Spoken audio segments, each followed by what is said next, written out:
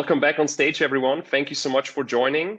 Up next is the session with Hans, John, Jeff, and Sue about the future of remote work and how it pertains to staffing. I will hand over to Hans to start the session. And if you have questions, please drop them into the chat and Hans will make sure to answer them throughout the session or at the end. Thank you so much, everyone, and enjoy the session. Bye-bye. Thank you, Jan. Welcome, everybody. Thanks for attending today's summit.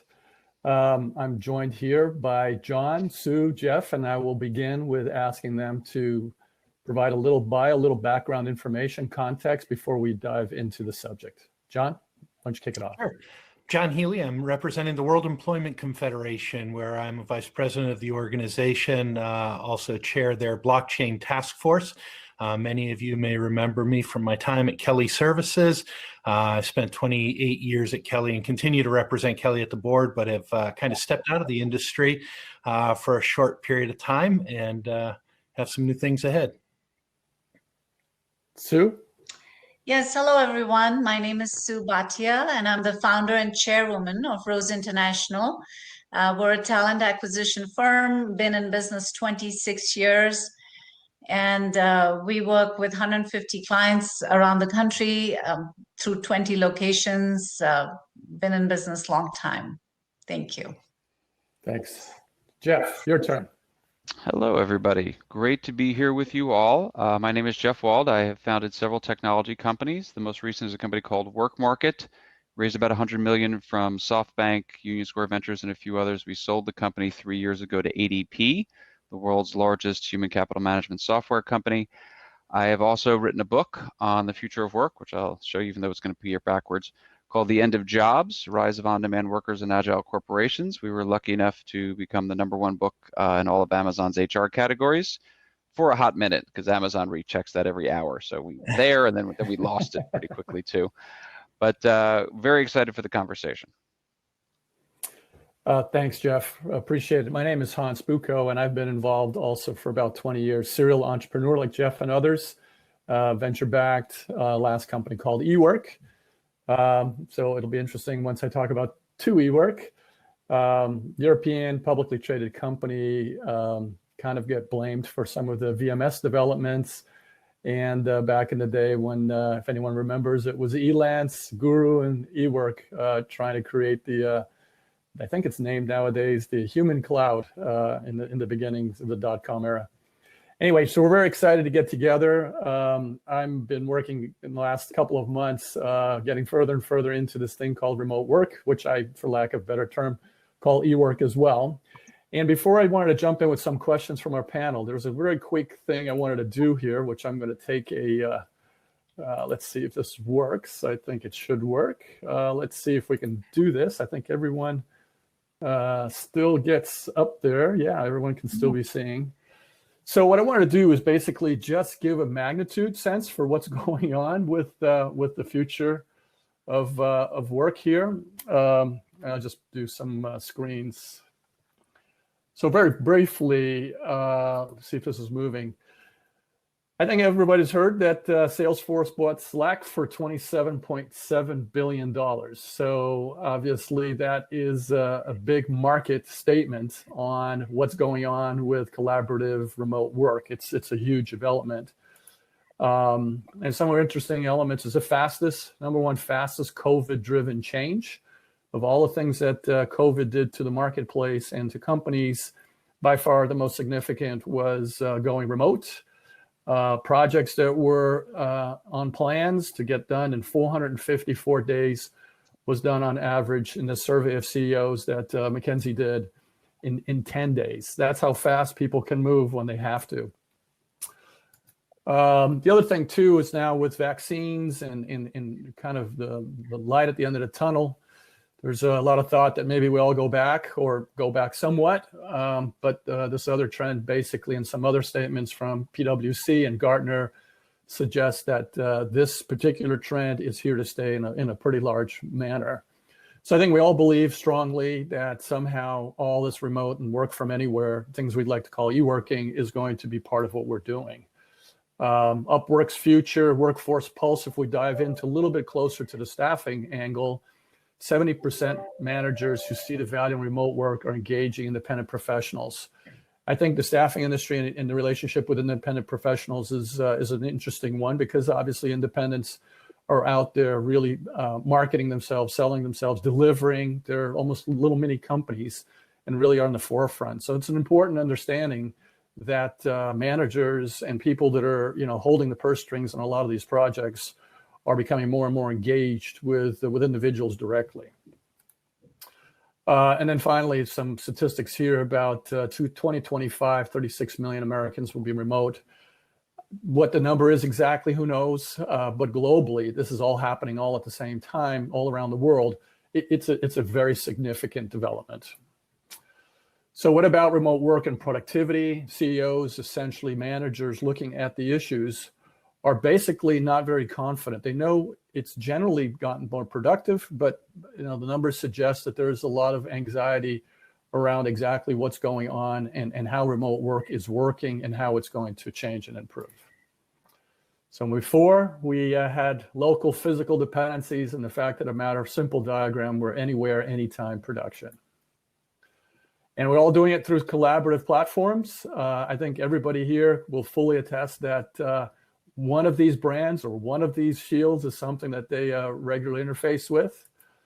And the number of connections and interactions, work interactions, with about 1.2 billion people working digitally for some form or another, the number of interactions is just astronomically growing. So the amount of data that's being derived from all these interactions through this digital layer is growing. And as we know, the organization of communications, information, and plan results work is very, very important to how we take advantage of this digital layer. So thanks for that. Bottom line is there's work demand, a lot of people wanting to work, especially with the remote work style now starting to become more and more a part of the way we work. Here we are today, even on a platform. And there's a lot of talent supply that wants to deliver that work, wants to be productive, wants to get the most out of their education. And here we are, obviously, in a world where staffing is in between. So that hopefully sets up the conversation about remote work, and especially relative to staffing. So go around the horn.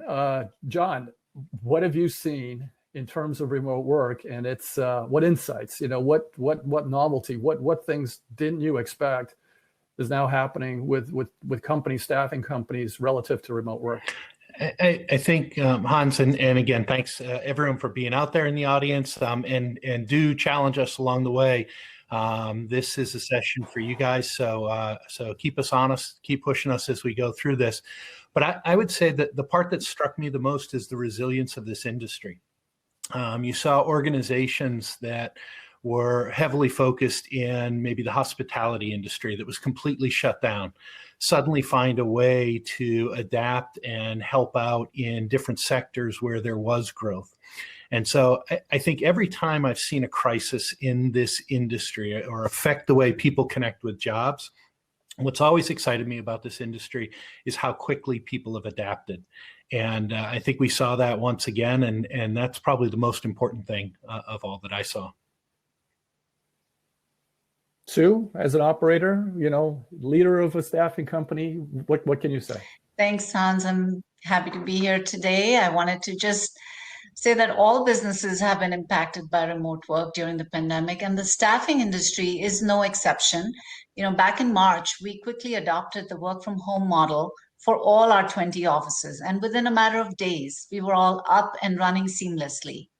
We're still recruiting and delivering top talent at the same speed or perhaps even faster than we were before the pandemic began.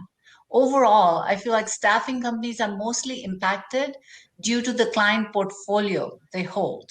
And the good news is, like one of your charts mentioned, that you can hire temporary workers across the country, anywhere they live. It doesn't matter. The geographic constraints have been removed. You showed a nice graphic on that. And the contingent workforce hasn't really slowed down. We've noticed because of remote work, it's only slowed down for industries that have been impacted strongly, like airlines, entertainment, hospitality. Both of you mentioned that. The fluctuation in contingent workforce and its demand, I feel like, will continue because as the economic recovery happens, we will see that fluctuate in the next year or two. We're dealing with a much bigger talent pool, and hiring managers are much more open to hiring temporary workers from any location. Now, this leads to sustainable job growth by distributing our economic footprint more evenly throughout the country. There's only so many new jobs that cities like New York and San Francisco can absorb and sustain without the cost of living going through the roof. So, workers can live anywhere, cost of living is down, and it's a more even distribution of economic wealth around the country. That being said, we're noticing that there are challenges with remote work. One of them being the different time zones, because people are working, from far away. The time zones need to be settled with. And second is, how do you measure productivity? And thirdly, team assimilation is important, to have these remote workers feel they belong to a certain team without having met any member ever in the team. So I think the staffing companies need to work closely with their clients to overcome these challenges. So we're seeing all of this. Yeah, excellent points. Yeah, I think a lot of us have talked about remote work, but we were remote working with people that we knew before this began. And I think it starts to get much more interesting when we initiate that engagement, that relationship entirely online. And that's for most of us who don't have online dating experience.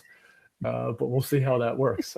Jeff, how about you? I mean, what are you seeing out there? I mean, obviously you have a lot of touch points as a platform provider, have interfaced with a lot of staffing and workforce companies.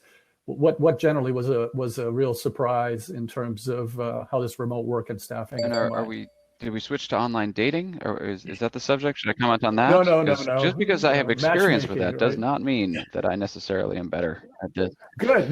Now you're better positioned to answer Fair. this than most. So well, Hans, in the chat. Here's where I would focus my thoughts on this.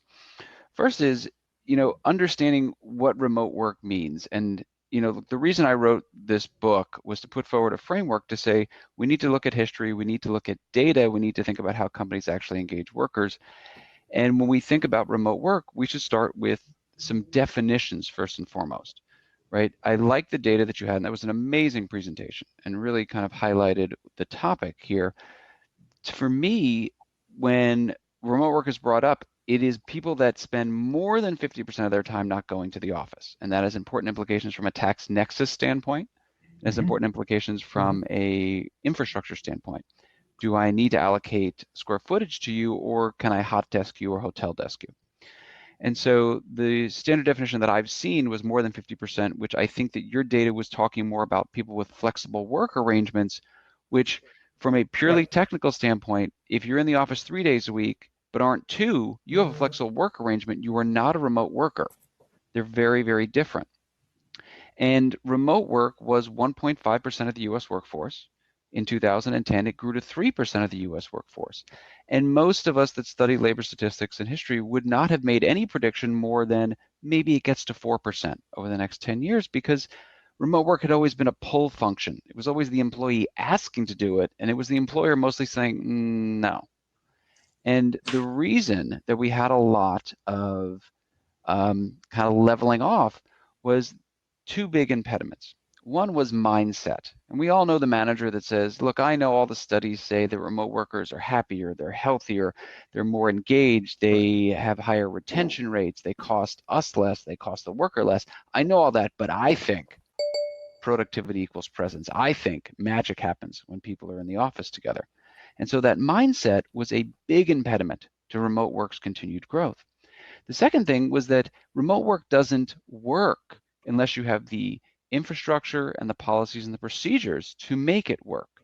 Infrastructure meaning, look, it's one thing to say you can work remotely, it's another to make sure you can access all of the company's systems outside of the company's 4 walls. Because if you can't do it, remote work is not really feasible at scale. And so both of those things had to change in March of 2020. And that led to, at the height of the pandemic, 40% of the US workforce working remotely. And it's super important to remember, 42% is the max limit in the United States.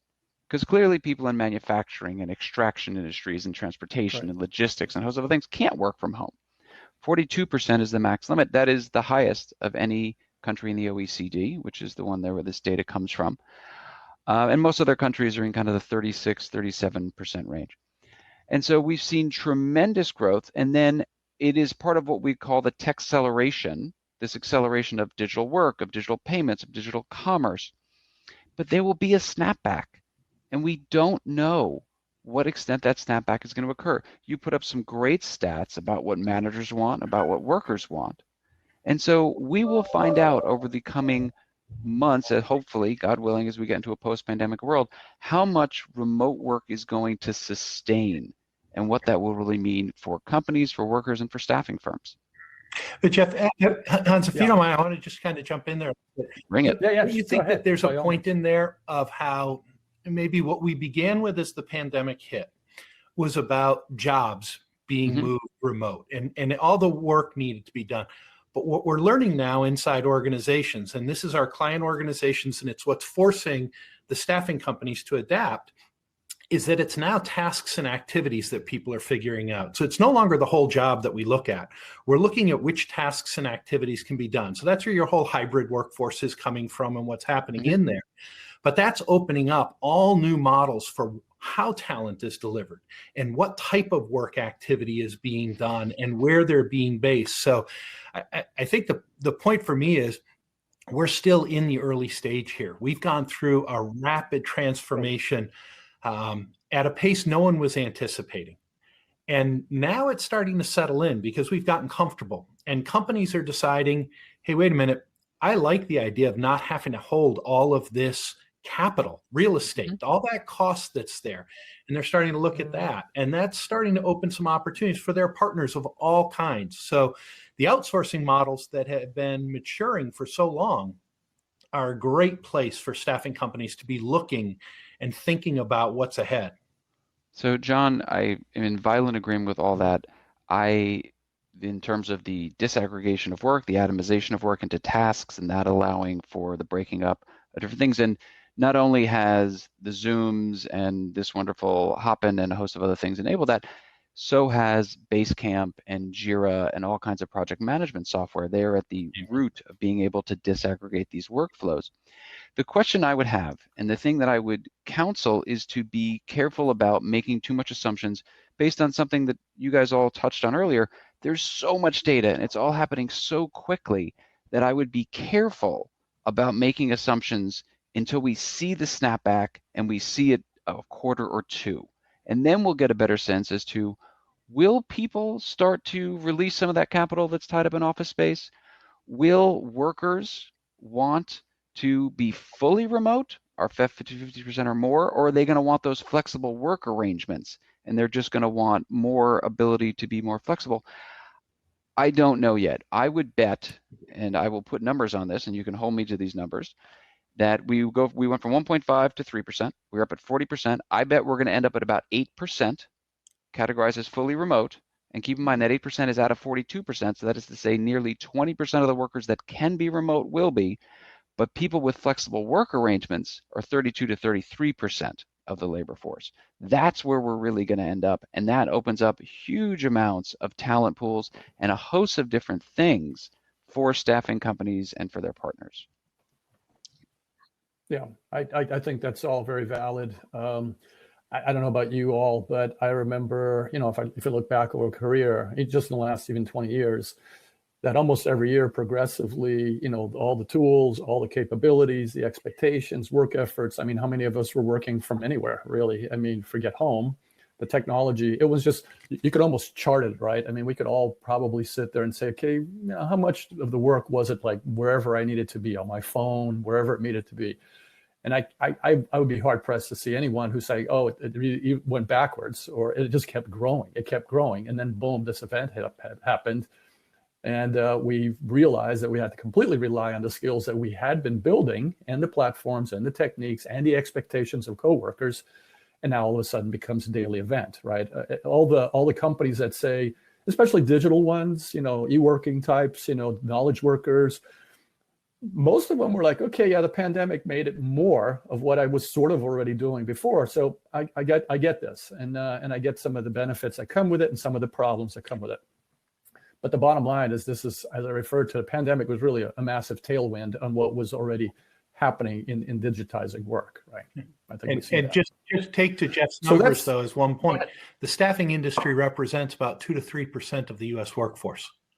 And that's pretty consistent as you go around the globe, really not even extending beyond 7 or 8%. We like to talk about how the gig workforce is radically changing that and altering. Not so much yet. So when we talk about this, we also have to break down not just what percent of work can be done remotely, but if we're talking about within the staffing industry, we have to truly understand the difference between many firms that are specialized in heavy blue collar labor. They're seeing 0% remote other than their own staff. And then you see other firms that are in the IT space that are 100% remote on everything, and they've built a completely remote model. So we also have to just be a little careful in typecasting everything as being the same within the staffing industry. And another point, Jeff, you're talking about percentages and a hybrid model. The challenge with a hybrid model is the costs remain the same. So you don't really realize the cost savings. You still have to have your offices open, and employees have the choice of coming 1 or 2 days a week. So the cost benefit is not there. And yet, the team dynamics, like you're saying, that 8% is what you're expecting it to be. Well, we'll see. It's definitely something to allow that to unfold and watch. But interesting points. Thank you. So I think maybe, when I had that diagram of the staffing industry as an intermediary, we know the demand side. I mean, I think all of us have seen that more skills, more talent, digitization of everything requires more and more of that, especially if we focus clearly in the IT-centric, digital creative-centric areas here.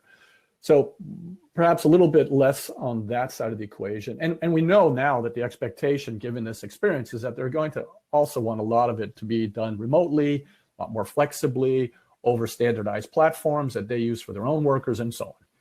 But let's look at the other side of the equation. I think it's a little bit more of a challenge. It's already a challenge, but even more of a challenge, perhaps, or maybe not, maybe an opportunity to find the talent. So, Sue, what are you seeing? What are you seeing in that workforce, recruitment world? Obviously, you operate a staffing company. You need people to deliver value. So what does that look like? So in terms of working with candidates through the hiring process, our team quickly adapted to having all digital contact in this new normal. Hiring managers are relying mostly on virtual interviews because they still want to see who they're hiring. Finding, curating, and cultivating talent is a lot easier because we have a larger talent pool. I think all people on the panel mentioned the larger talent pool advantage. And there is a wider acceptance of remote workers. Diversity is important at this moment because of this larger talent pool. We're finding that a lot of companies are taking this opportunity to hire a diverse workforce. The fact that it's all remote and all digital, it's all the more important to have the job description be very specific and clear. Being precise and clear from the beginning improves the communication throughout the hiring process. Video interviews are definitely here to stay, and we've been using them a long time. Since candidates have more choices for jobs, for example, somebody sitting in Ohio can be on assignment for a Silicon Valley company. It's important for clients to have a very strong, well-defined brand to represent their values, and that's how they attract the temporary workers or full-time employees. So the clear and defined identity for their brand is extremely important, is what we're finding. And then we have cost savings. Working from home saves costs associated with an office, and we see a lot of companies, including ourselves, using those savings towards technology and digital transformation. We're also seeing higher productivity and lower turnover. One of your slides mentioned that.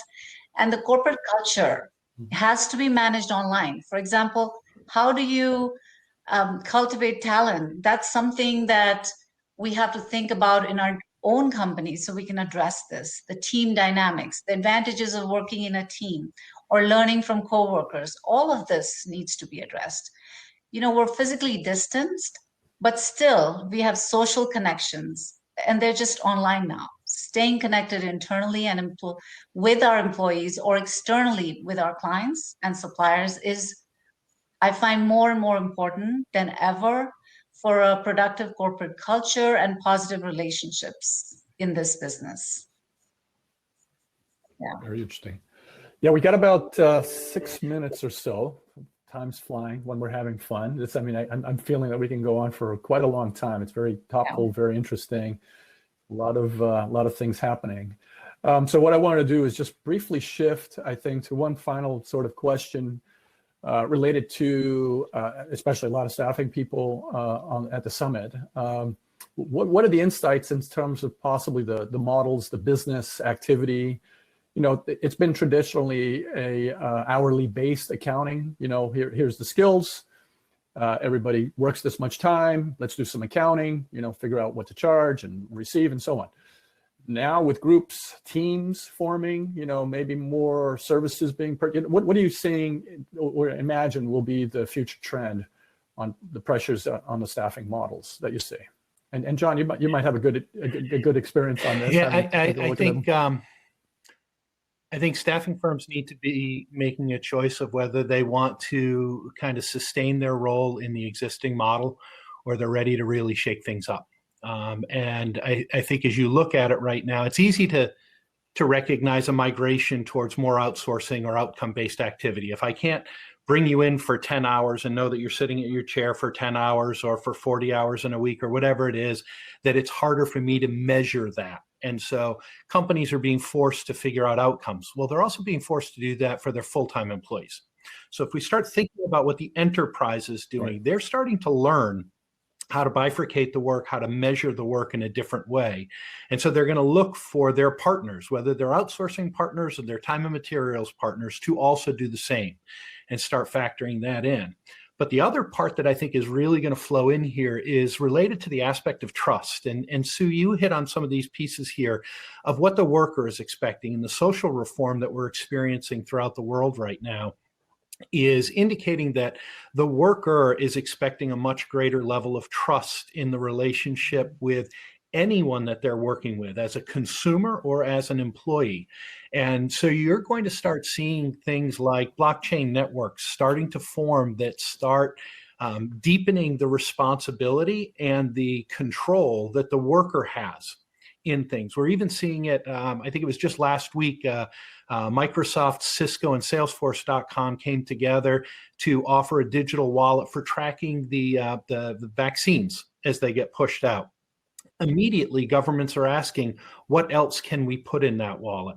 So our worker information is going to go in there. So you're going to start distributing more aspects of that, which is going to make it much easier for the individual to go from one org to the next, to the next, to the next.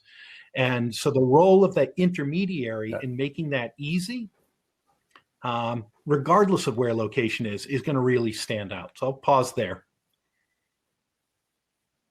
Right. Yeah, and again, I think that that disintermediation, let's say, of individuals, of possessing or controlling, or suggests a more proactive role on the staffing companies to kind of market. Sue mentioned, the company's brands, staffing companies having their own brands.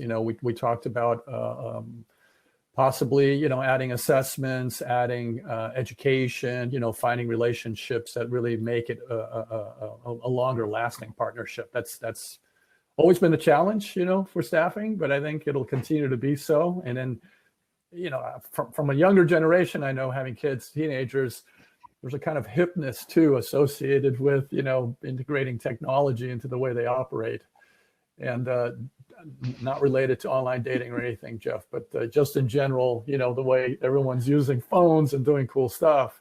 I know, having a teenage 18-year-old boy, that he's very plugged in, right? Like I think a lot of young generations people are, and they're not going to have any patience for relating and associating with people who aren't similarly connected. So Any other further thoughts? I think I got Jan letting me know that we're on our way So out. I'll offer this on our way out. Yeah, You know, please. as people look at how technologies get adopted over history and the impact they have, Bill Gates had a great quote, which is people overestimate technology's impact in a 2-year time frame and they underestimate technology's impact in a 10-year time frame. He was talking about a consumer interaction and what tech can do. It takes companies a long time to adopt technologies. And when they finally do, it moves very, very slowly and then very quickly. And so the quicker you can adopt these different technologies, these different processes, the more you'll be ahead of the curve. And if you don't do it, the more you're going to be behind the curve very quickly. That's one thing to remember. The other is that you can't paint these things with a broad brush. Every industry is different, every job function is different, and it really comes down to the supply and demand balance in those different subsectors by geography, by skill set. And in some places, the employee has a lot of power, and they tend to, when they do that, historically want to work in a contingent context. But most times the employer has power and they will determine how things are done. So be mindful of the history, be mindful of how companies engage technology, and be mindful of how specific you need to be when talking about the future of work. Right. Well, Jan signaled me we must be doing something right there. He signaled me that we got a few more minutes. So just to kind of go on that a little bit more, which is a little bit more tangible. What has been your favorite, let's say, collaborative or tool? I mean, tech. I mean that this really brought. And again, we're staying off of online dating John, here, John. So don't say Tinder. That's out. That's Mural. correct. Yeah. I would go to Mural as a phenomenal collaboration tool that I've seen design thinking sessions just really come to life for groups that had never experienced design thinking and were entirely new to collaboration. So very user-friendly, very easy to use, very effective, some great templates that are being built out by some of the project management companies out there. Great. Sue, any thoughts on surely even as the CEO of the company, you must be collaborating on technology with all of your staff. So what kind of things have you really been we have with? our own technology platform that we built.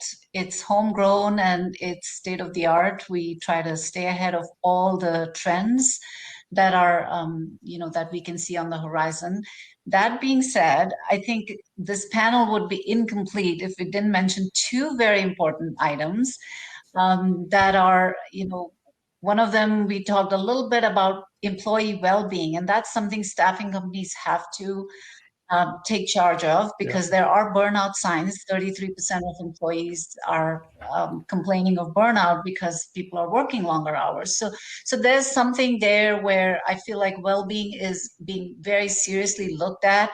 And with remote work, it's very well connected. And the other thing is in December, there were 156,000 jobs lost, and all of them were women. Would you have believed that? And that's because there's just so much demand on young mothers and women at home that have to juggle a lot of responsibilities. So they're leaving the workforce. And that's something that's major. It's coming from the remote work norm. So hopefully over the next few years, we have to work towards bringing the women back to work. I know it's not a technology answer, but I really wanted to bring those in because it's very important and it's related to remote work. So, it's interesting. This endeavor, this 2eWork endeavor that I've been putting together, and we've been doing demonstrations, and I've spoken on several panels and done some webinar work here. That ends up being this work-life balance issue is really high. Everybody's talking about increased productivity during the pandemic. And I jokingly say, well, perhaps people were so nervous about losing their jobs, they actually outperformed their colleagues and everyone just worked harder because they're kind of, for the wrong reasons, they're kind of fearful, right? That, of course, as we all know, working too hard leads to a serious potential problem with burnout. And then by far the other issue was this work-life balance, especially with the fact that we're all kind of part-time teachers now, in addition to everything else, at the same time as doing everything else. But the interesting thing was in the endeavor that I'm pursuing here with collecting eworking data analytics is that it's hard to get the answers, or to at least feel you're going in the right direction towards the answers without data collection, right? And so all these transactions, I refer to them as work transactions. I showed this sort of little diagram. Everything that you do that's not a purchasing transaction, an e-commerce transaction, but it's a work-related transaction, if assessed and looked at, can start to look for trends that will help answer the question that we all have on the top of our minds. How many Zoom calls are too many, is it time now to make sure that it's okay for my kids to spend more time online, because I need to spend some time working online. So yeah, there's a lot of issues that are popping up. I think you're right. Women have seen that issue. I think the mental health associated with wellness and environment, right? I mean, people crowded in closets, or helping another company that's doing a lot with sensors and IoT to make sure that the work environments have the right kind of just physical environment. All these things come into the consideration. For good opportunity to tap into well. some of the data that's out there on this too. Microsoft's done a really good job in tracking some information, just showing, if you have the opportunity to meet someone first and then collaborate with them, the amount of stress in your body is dramatically lower. So I think that those are things that you're going to see. That type of data, say, it's going to reshape how offices are structured as you go forward, that they will be collaboration centers or innovation hubs. You'll hear it labeled as, of bringing people together to do something so that they can operate as a remote team more effectively later on. And again, I think because they do that, it's going to create much more opportunity for the staffing industry, because it's not about owning, controlling, and retaining people. It's about getting access to the right talent for the right project. So I see really, really rosy times ahead for the staffing industry as a result of this. Well, I like your choice of words, John. Perfectly placed. Okay, so I'm trying to look for some questions here. Well, outside of any other further comments. 2 points in. One, to John's point, and a point that has been made by everybody. Look, humans are social animals, and there is a reason why when you look at remote work, the vast majority of remote workers, again, remembering our definition of remote work, live within a commutable distance of the office. And so people think, oh, well, if we move to remote work, that means everything gets outsourced overseas. No, it doesn't, because people want to be in the office. Maybe it's only once a month, but they want to catch up with their colleagues. They want to build that trust. They want to be engaged in the company culture. But Hans, back to the question you had asked about technology, the biggest challenge I think workers are going to face as we think about this fourth industrial revolution, robots and AI, is retraining, is upskilling. And the kinds of things that, if we look historically, society has done very poorly.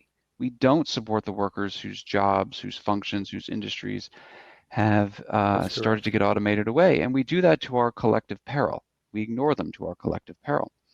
So when I think about things that really excite me from a technology standpoint, there are amazing tools being generated right now on training, massively compressing the time, massively compressing the cost of training. There are amazing things going on in the VR space where you put on that Oculus headset and you are, playing a game, and a month later you are job ready. You are job ready to go onto the line at Lockheed Martin. I'm thinking of a specific company that I am involved with, full disclosure, called Transfer VR, where Lockheed Martin, you put that thing on and a month later you are on the factory floor with 90% retention of staying in that job. These are phenomenal statistics as to how quickly they can train people up. Well, and let's think about the fact that we're inadvertently training an entire generation to absorb education that way. I've got kids here at home that every day are learning a lot faster about these tools that allow them to learn, to kind of get assessed, because let's face it, we got to kind of qualify the education. So there are all these things that I think are being injected into the reskilling. I was involved in robotics automation as my first phase of my career. And that was a very big issue, obviously, as so many automation robots, physical automation robots, were being placed in factories. And there was never enough support. And the companies genuinely also didn't communicate very clearly that they were fully interested in maintaining and engaging with employees who had served very well and had a lot of other information and knowledge that was pertinent to their continuation of work, but there wasn't a strategy, there wasn't really a good deliverable plan for how to get those skills in very dedicated workforce that wanted to maintain and continue and grow with the company as well. So I think it's a very big good expectation point. I've seen that. of the worker. Go ahead. And if I go out and invest in the reskilling, because candidly, most of the reskilling is at the expense of the worker today, that when they go out and do that, that they have the opportunity to use those skills. And if you're not going to give that to them, they are going to find some way to get it. If they're going to make the investment in themselves, they are going to find a way to do something. So if your organization is committed to reskilling and helping people, you've got to be equally committed to helping people find that opportunity. And that's maybe a challenge I put out to those in the staffing industry sometimes, and even the measures that we put out and how we rate and manage staffing companies is we say, I expect everyone to stay on their assignment forever. And maybe if they learn something in, after 3 months or 6 months and they go out and pick something else up, we've got to be backfilling their role and helping them find their next opportunity, not degrading them for moving on when they need to do something to better their lives. And that is super important where you have that supply and demand imbalance. And look, there's a reason Adecco bought General Assembly, right? Like they wanted to train up a group of people into an area where there was a supply and demand imbalance. And there's a reason they bought Vettery, right? They want to get into this platform business. And so you start thinking about training and platforms and what kind of things staffing firms can do to differentiate themselves, separate themselves. Look, everyone can't do what Adecco does. And Adecco shouldn't do a number of things that Adecco does. But there are a lot of very clear trends based on what they're doing that other people can action on in different ways. Yeah. But if you're going to call Adecco out on the bad, I'm going to call them out on the good, in that you've got Elaine DeHaze sitting at the World Economic Forum at his expense and Adecco's expense, representing our entire industry. So being here representing the entire staffing industry through the World Employment Confederation, I got to call Adecco out and Randstad out and the companies who have made very deep investments to focus on the brand reputation of our industry. And it's something we need to all come together more frequently on. And as a practical matter, I was calling them out for innovation and moving things forward. Nothing but love for Adecco. Yeah, definitely seeing the future. And Sue, I mean, let's get you in on this as well as the true staffing executive representative. How much of that has kind of infiltrated that intermediary role we talked about? I mean, how important is it? I mean, it's we've always heard it's important, and we kind of see some of it going on. But now with all the automated platforms and all the abilities, and like I mentioned, future generations coming that are going to expect to be well progressed in terms of the skill set. Do you think that's a big part or a bigger part, growing part of a staffing company is making sure that they're fully appreciating what's needed and going out and cultivating that? Yeah, absolutely. Our value add has not changed. Most contingent workers before the pandemic were at the client side. Now they're remote. So they were anyways not sitting physically with the staffing company, right?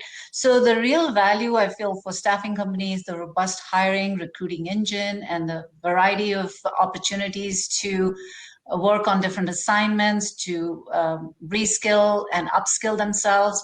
So that remains the same, and risk mitigation for the clients. And I feel like the responsibility for upskilling has to stay with an individual. And yes, there are a lot of tools out there that are inexpensive. You mentioned some today, all of you. And then there are many inexpensive, even free tools that people can use. And I feel like staffing industry gives people that opportunity to learn new skills rather rapidly, because they don't stay with the domain knowledge of whether it's just healthcare or banking and financial sector. They move from assignments, and in doing that, they are picking up new skills. So that is, I believe, a natural value add from the staffing sector, and an attraction for a lot of these workers when they're deciding to become an FTE or a contingent worker. right? And then there are a lot of new job roles that keep coming up. Like recently, we've heard a lot of demand for epidemiologists, contact tracers, climate change responders, occupancy specialists, and even something, a brand new title is head of remote work, right? So these are titles that are coming up. There's a demand. And so staffing companies have to navigate through all these new titles and figure out how to supply the demand that is out there. And a lot of that is just bringing the whole package together, working with the candidate, working with the client, if there's any skilling needed, upskilling needed to be able to offer that. So it's important. I think the intermediary role is critical for us. Yeah. Yeah. Yeah, I mean, we had mentioned this before about even confidence, right? I mean, this is all new to the companies and the managers. And it was a big area of confusion around, how do I manage remotely even better? And to have confidence around a partner, a longstanding partner that can collaborate with them and give them the confidence, I think is really important. I think that is an important aspect of being an intermediary in the staffing company who has some good, solid, long-term experience on how workers need to be treated and progressed, right? So, all right. So I'm waiting here. I think, Jan, we're coming to a close. I want to thank John, Sue, Jeff. You guys were outstanding. Hopefully, we provided some insight. Nobody can predict the future, but we try to at least establish some platform for trying and.